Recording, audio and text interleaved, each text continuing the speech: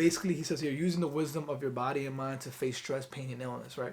And right now we're going through these times where we are feeling overwhelmed. Uh, Everything's out of control. We feel like everything's going against us, and that tends to bring a lot of anxiety, a lot of stress, a lot of overwhelmness, right?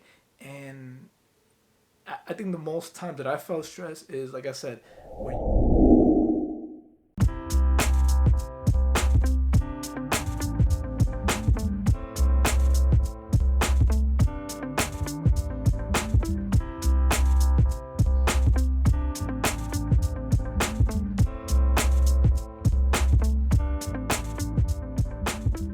Hey everyone, we're back. We're back. I wanted to share real quick thoughts I had, and I wanted to also share with everybody how at these times right now that we're all home, and as I continue here my series with the how to cope with being home, and how to make it the best that we can for everybody's own terms of what best is for them.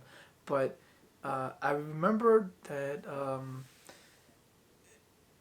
life is there's like a scene from Forrest Gump. If you ever seen the movie, most of you have. He says he tells, I think it was that he was telling the story how he says his mom says life is like a box of chocolates. You never know what you're gonna get, and that's like right now for this times that we're going through, where I don't think anybody knew this was gonna be here, right? A pandemic, and we weren't gonna be able to go outside, and we have to social distance, and we have to stay home, and everything is a lot of things have been taken away from us. Businesses have been closed forcefully. Um, Life has changed as we know it, right? And I think for me, most times that I have the most stress, that we call stress, most of the time is when I feel that I try to control something that I really cannot, but I thought I was controlling it. And that is exactly how we feel about life, right? Most of the time we think that everything's under our control, and that's when we are at peace. But most of the times, a lot of things are not under our control. We might, lie to ourselves and say they are, but they're just happening, and how we view it, how we dissect it is up to us. And to make the point even clearer, um, I was I just skimmed through this old book. I think I bought it like 2 years ago when I was working a job at the time that I felt that I would have much more to bring to the world, much more value. But at that moment, I was doing the best that I could to be able to support and also provide for the family, and also just also be able to save up something, or just like every human being, we are ingrained that we have to go out there and make the cheddar, as they call it, right? And I really was kind of down on myself and really thinking about what I really want to do in my life. I graduated from school. I did all the steps that I had to take to be quote unquote successful, and I felt I wasn't successful. I really didn't feel successful at all. I felt that I had let my family down. I felt that I had let myself down. I felt that I never would be. Um, at that time, I was a janitor, and I looked at it as a really, really. I really, to be honest, I really didn't see it as a bad thing. But as I saw people's reactions to what I was doing and how horrible that position was, I felt bad for myself.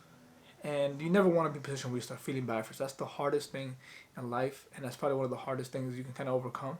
But it happens, and I felt that. And I was online, and I started reading all these books, and I came across. Um, I used to listen to a podcast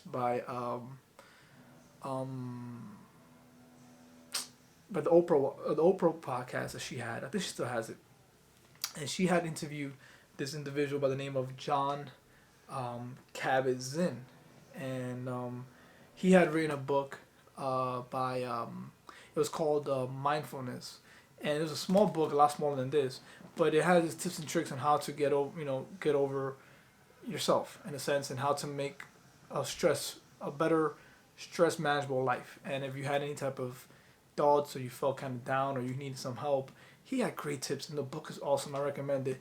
It's called Mindfulness by John Kabat-Zinn. Now, this book is another book by him, which I picked up after reading his books. I loved it so much, and this is a lot more in detail.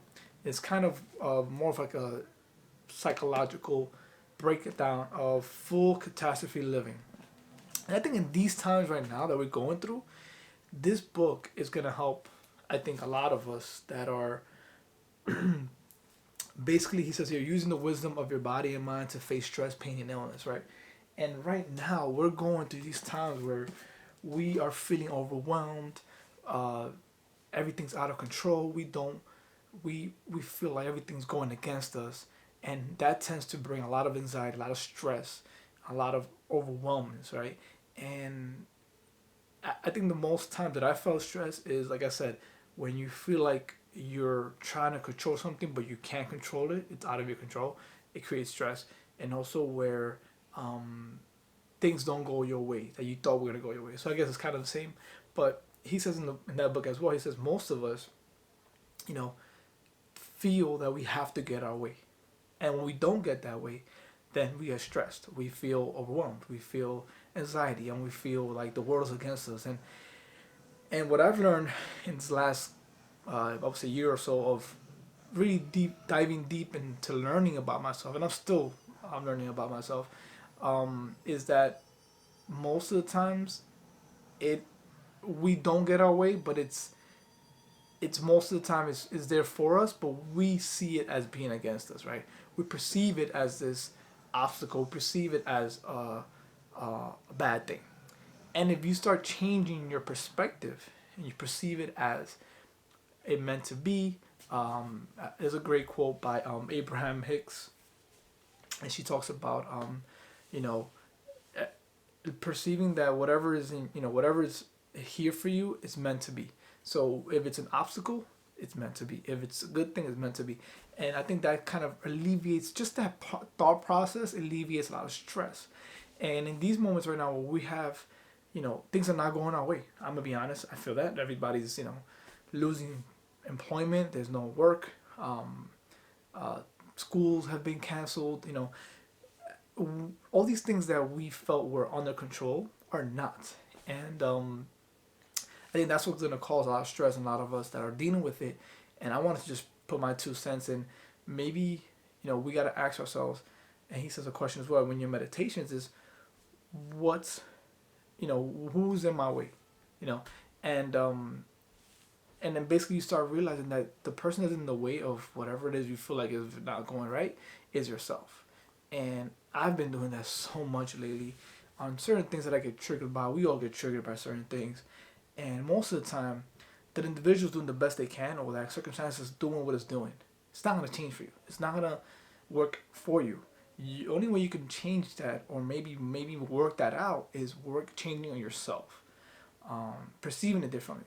And I don't think this comes at a greater time because right now our situations are not what we want them to be. Right, a lot of us don't want things to be the way they are now. So the only thing we could do is change the way we perceive it and how we can, as the great saying goes, how we make the best of it. Also, see it as a good thing. Try to understand it, embrace it, enjoy it, because things will basically eventually gonna go back to normal. But right now, make the best of it. The book of psychocybernetics, he talks about how most of the time we work very well under less stress and less pressure. But right now we can have less pressure as it is, right? We're working from home. A lot of us are away from home. That have the luxury. Other of us that have a home, that are home, we can start those skills, those practices that we want to start. Maybe the instrument you want to work on. For me, making videos, right? These are things that we all love to do. There's no pressure. There's nobody's like really can probably benefit from monetarily wise, I'll say from right now from this economy, but just this is how you start in working on your skills, working on your crafts, when less pressure. Everybody's home, so everybody's going through the same thing. Nobody's gonna be judging as much because everybody has their own niches, right? But using these times to, I would say develop ourselves. Obviously, that's always a plus, but always also just embracing it. There's nothing we have to change. I don't think we have to. He says it also in the book. You can't force yourself to think positive. You have to embrace it. You have to embrace whatever's in front of you. And as hard as it seems, because I know for me it's super hard when I'm like confronted with a challenge, to try to overcome it, to try to see it for the good and see it why I see it that way, and why am I the one viewing this situation as it is. It's super hard. Like the only thing I could probably advice I can give that I've it's been working a lot of wonders on me is just sitting down with yourself and asking yourself the question, like, you know, what am I basically, how am I adding to this? Like this challenge, how am I making it a challenge, right? And how can I improve it if I can, and if not, just certain answers start popping up to you, like, hey, you were triggered. Why were you triggered? I'm realizing a lot of things that patterns that I've had since I was little, that certain things get to me, certain things trigger me. Um, Obviously, probably things like when I hear people talk very, I would say, abruptly to somebody or disrespect other people, it triggers me, right? And I really wonder why that triggers me. And obviously, probably when I was growing up, I felt that I was treated that way, and I used to react, and probably not in a good way, but always defensive, and I don't like seeing others being taken advantage of, and that's all these things that I'm noticing about myself, being sitting down with myself. So these things you probably want to just learn about yourself, and then catch, like, there's certain things that come up and you be like, oh, okay, you still get those triggering feelings, but you catch yourself. And for the most part, right now, cut this video short because I know I'm babbling. Where we are right now, what's going on around us, understanding that it is here for a reason, and you lost control, and understanding that we never had control. It is just part of us, and I think that's the hardest thing. There's no we can control. You can never control anything. I think we control it, but we really don't. But at the same time, I think you want to bring the best you can of yourself to any situation, and really acknowledge how you're contributing to this, how you're impacting this, and I think that gives us more of a level-headed understanding of ourselves. And right now, in these moments, stress won't help us. As they say, a lot of research studies have been made that the stress can cause you to become sick. So right now, with this virus going around, the last thing we want to do is be high stressed, because then we'll be more receptible to becoming or becoming sick or having the virus, and leading to us having disease, and maybe even having to be obviously hospitalized. All these things that we don't want. So the first thing I think we could start with is trying to be less stressed, or trying to stress things less. And that starts with us understanding that we're the ones in control of that. Nothing outside of us can really dig us to that, push us to that point. But of course, all starts with you. And if you don't start working on yourself, then who will? So I'll see you guys tomorrow. Thank you for the time, and I'll see you tomorrow. Take care, guys. Peace.